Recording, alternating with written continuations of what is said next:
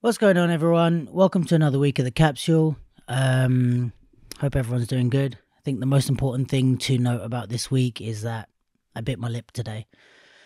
And I thought that biting your lip was something that you do when you're 12, and then after that, never again. But apparently when you're 32, sometimes you're eating and you bite your lip like a 12-year-old. So what happened this week? Mainly it was this weekend. There was AIM did the workshop on Saturday, which was really cool to see and to be at.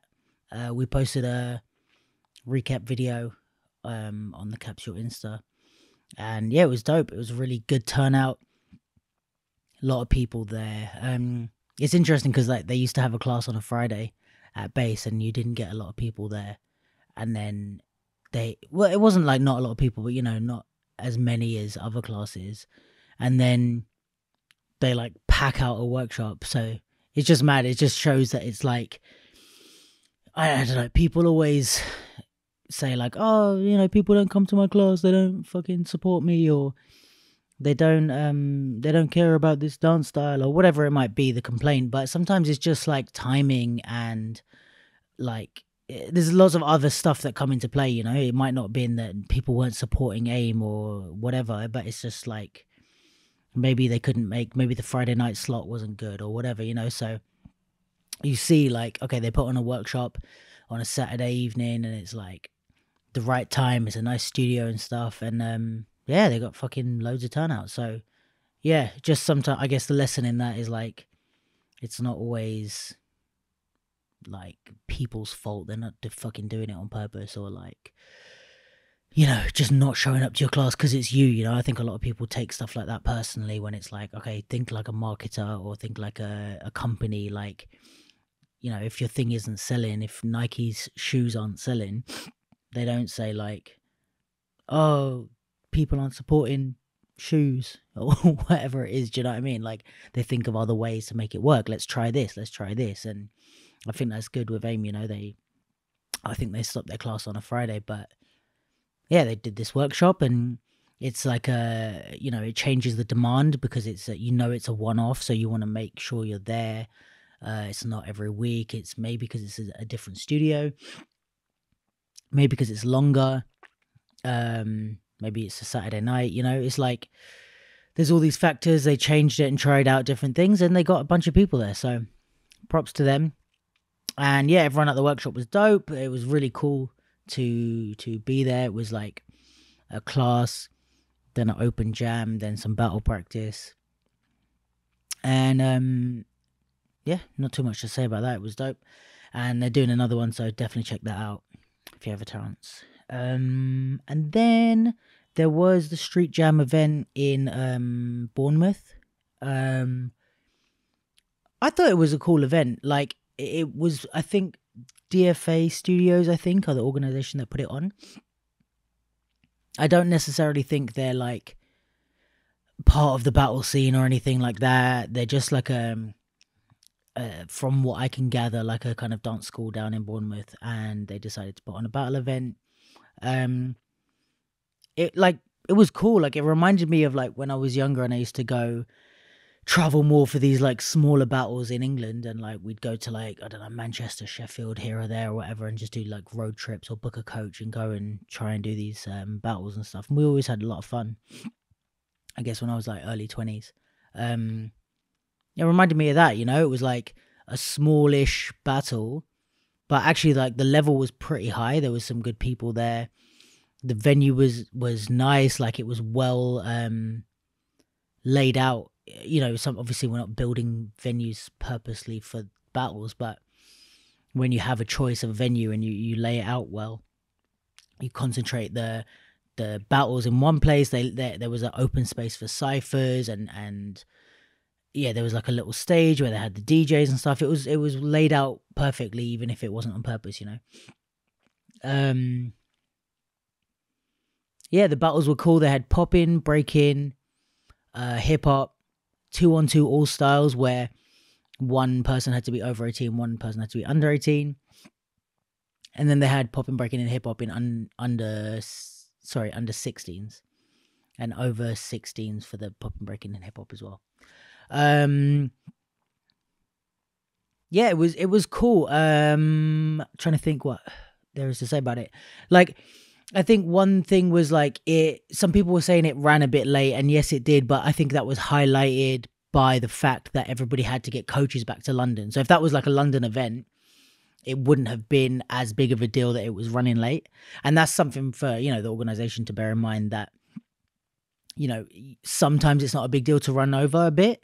Sometimes it is. Like I said, if most of the people that are there are not from the place, they need to go back.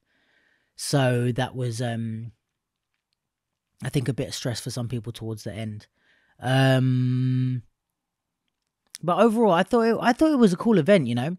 Like, I've been at events that have run a lot later, very recently actually, and events that were like less well organized, and I thought it was cool. I think,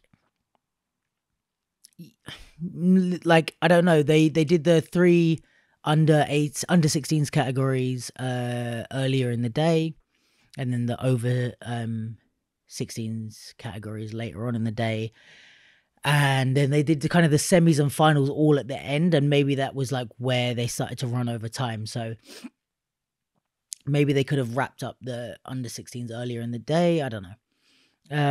There's lots of different ways to like rearrange it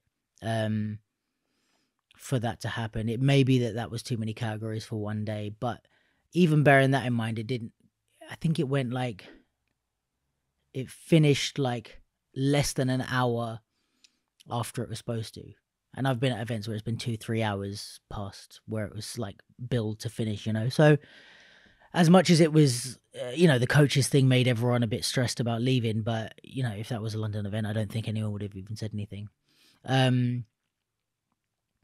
But yeah, it was nice. It was nice to like do a little road trip for me anyway, to go down there. All of the battles were pretty good, like the break-in I thought was sick. There was some high level B-boys there and B-girls. The pop-in was good. Yeah, it's interesting. Like, they had one judge, and I think it's an interesting dynamic with one judge, because it really gives them like a grip on what happens, if you know what I mean. It's all down to that one person, and that can be a good or bad thing, because sometimes it's like you might not agree with some of the judges or whatever, and then if it's just one, it can either go your way or not go your way, but there's no one else to like counterweight their decision. So in a like fairness way, it tends to be better having 3 or 5 judges or whatever, because then it's more of like an overall, okay, one person voted this way, but the other 2 voted over there. So if it was just that one judge, this guy would have won. But if it was, you know what I mean? Because it's all 3, you get a bit more of a wider range of opinions in the judging. But I think, it depends. I'm not going to these type of events for the most like fair and well thought out judging, if you know what I mean. That's not why I'm there. I would say that no one should be there for that type of thing. Like, it's not quite like a grassroots community event, but almost, you know what I mean? So it's like, we're there for the vibe and the ciphers and the fun and a little, competitive battle, but, nothing. I mean, there was talk about like the DJs as well and stuff like that. And it's like, I don't know. For me personally, I'm not so stressed about stuff like that in these type of events, because it's like, I know that organizers are not like hardcore like battle heads and all like around the battle circuit all the time. So maybe they don't know how to like put all these things together, or how to direct the staff that they're working with to make this sort of event that we're used to. And yeah, same with the judging. Like, I think obviously the judges that they picked were good, but you know, having one person like I said, is changes the dynamic. And I don't think it's that big of a deal in these type of events, to be honest. Yeah, I think if it was at like I don't know, a big battle with bigger prize money, or it meant more in the battle community in that sense, like winning or losing this battle isn't too huge of a deal. Winning or losing, like, I don't know, UK B-Boy champs or something is more of a big deal even to us, regardless of money or whatever, but like where its status is in the scene. So if UK champs only had one judge, it would be a bit like, and even, you know, when there's judges that not everyone disagrees with not everyone agrees with on that type of level, it means a bit more because it's like, yo, like this is the shit, so we need everything to be like as fair as can be possible in a sport dance type scenario, you know. So yeah, what else? Yeah, so Taiwo made a post about the DJs. I'll read you what he said. Or not the DJs particularly, but the DJing at the event. So Taiwo says, something that needs to be said, although I've said it many times before. DJs, if you have not done your homework, aka your duty, then do not accept the jobs to DJ battle events. You guys are the life of the event because you are the music providers. The dancers seriously depend on you, the music, to do what we do to the fullest.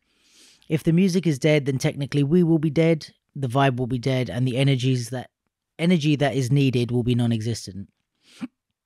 There's no excuse to be playing tunes from way back, especially when there's a plethora of bangers out there. Furthermore, what's worse than that is repeat playing tracks that were played in the prelims and all the early rounds. I know, right? Sounds wild, innit? On the flip side, this responsibility is also on the people organising the event, not just the DJ. If you don't know who you should hire, then speak to the judges or other event organisers so you can have an idea who's actually up to date and can provide your event with what's actually needed.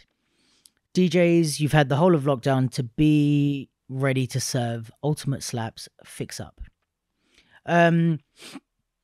So in I always try and give like a balanced view of both sides of this. Like, I in a way agree with Taiwo, and I think, you know, obviously what he said is like the DJs are important, the music needs to be right, and the DJs need to do a good job. Those things I agree with for sure. However, it is kind of the DJ's job to have a preference and have a style and have a way of DJing. So if the DJ chooses to play a certain type of song, I don't think we can say don't do that.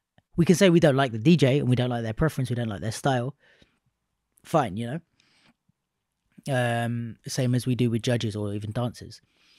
But like, to say that the tracks were wrong, it's hard to say, because it's like what is wrong? Do you know what I mean? It's their choice. Given the context of, oh, we know that this isn't usually a popping DJ, so therefore we assume these choices are out of ignorance rather than style. That's one thing, and it might be that we're right or that's the case. But would it be different if the same songs were played, but the DJ was like a super well-respected popping DJ? Like if Renegade played the tracks that were played on the weekend, would we be questioning him, or would we be like, oh no, he knows what he's talking about, he's doing something? You know what I mean? So it's often like context and stuff like that. And yeah, I mean, I get it, because I was there and I heard the songs, and some of them I didn't love, but also it doesn't really bother me too much, because I'm like, okay, that's that DJ, you know. I think repeating of songs that were played in the prelims is a bit like, yeah, I agree, like you got to do your job. And I guess also there's an element to DJing which is responding to the crowd and the people dancing to the music. So if you feel like people aren't feeling it, maybe switch it up. I don't know how that works for battle DJs. Someone comment and tell me if that's the thing for battle DJs, like responding to the people dancing. But yeah, I think, to be fair to the DJs who were Kofi and Danai, and I don't know who the other person was, it's like, it's their choice to play those songs. There's a million times I battle and I don't like the songs. Even in hip hop, even songs that are like super, oh, this is a battle track that everyone loves, I'm like, I don't like it, you know? But it doesn't, I don't know, does it mean that they're wrong for doing that? I think there is a want for better battle music. I think it's hard because it's like, okay, if you play, some songs are true to the style and true to the, like, what the style is supposed to be danced like, right? Old funk or something like that for popping, or break beats or whatever for breaking. But sometimes they're not battle tracks. The point is that we're trying to battle each other. We're not ciphering or jamming. So if you're playing, like, I don't know, for me, like, More Bounce to the Ounce is like, it doesn't make me want to battle. It's supposed to make you feel hype and want to compete. And that's more of like okay, we can pop and cipher and a jam to that song. So I think in that there's a difference. But then it's like, okay, if you play only like super heavy battle beats, it's like you might lose the essence of what the style is. So it's like, you've got to find this middle ground, and it's tough. I'm not saying DJing is easy, but I know there's a lot of times when dancers go to battles and they don't love the music. They just kind of tolerate it. Also because of stuff like copyright, especially for hip hop, you know, like in the battles they have to play a lot of like beat makery stuff because they play 2 fucking Busta Rhymes tunes and the whole thing gets taken down, or the videos of the finals don't get shown. You know what I mean? And that's like, in this day and age, is a big thing. So there's a lot of other factors that come into why these songs are played. There is good music out there. Yeah, I don't know. It's there's not really a concrete answer or like a concrete way to settle this. I hear what Ty was saying, and I think, you know, given context, I can understand being frustrated and, you know, wanting more up-to-date tracks, or like new tracks, or things that are a bit more like, that haven't been played loads and loads and loads in old battles. And I think that was his main problem, that there was a lot of songs that had been played before and we'd kind of heard, danced to, and got bored of already, and then they've kind of been put to rest a bit, or we just, you know, they're prelim tracks now and then they're being played like later on in the battle. But again, it's like, yeah, if that was Renegade, would we be saying the same thing? Or if that was Fame or someone, would we still be questioning them? Or would we be like, oh, they're doing something, they're making a choice? You know, it's like, it's the same with art. You know, it's a lot of times it's like, if a really amazing dancer does something that looks a bit shitty, we're like, no, but they did it out of, because they're making an artistic choice to look shit. You know what I mean? And it's like, no, they just fucked up. And sometimes it's like the opposite, like the amateur can do something really cool and different and experimental, and we say it doesn't look good because of the context that they're an amateur. Do you know what I mean? And not saying that any of the DJs were amateurs or whatever, but it's just our perception of what we think they know or don't know can cloud us into thinking like, oh, these are bad tracks or good tracks or whatever.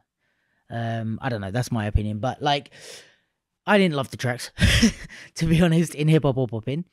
But it's my preference. So it's like, I'm not saying the DJ should have done anything different. I just didn't like some of the songs. I didn't find them fun to battle to. Some of them I did. But yeah, if that's the DJ's preference and those are the songs they liked and wanted to play, you know, it's like the judging. If I don't like a judge's decision, I still signed up for the battle knowing they were the judge, so I'm at their mercy for the purpose of this battle. And same with the DJing. Like, they've been hired. I saw that they were DJing. I showed up and did the battle. So whatever they want to play, I'm going to dance to. I'm not going to like refuse to dance to a track, or, you know. But like I said, 100% hear what Ty was saying. And I think it's important for, like, out of the context of it being in the event, it's important for DJs to like hear this and listen. Like Josh, I spoke to Josh about what Taiwo said, because Josh was like wanted to know my thoughts on it, because he's trying to be a better DJ. So he's just like, right, so what was the issue, and what was this? And so and he's saying, like, not me, but Josh was saying, so that he can understand more about what dancers want, because he was saying like not a lot of dancers speak out about the music.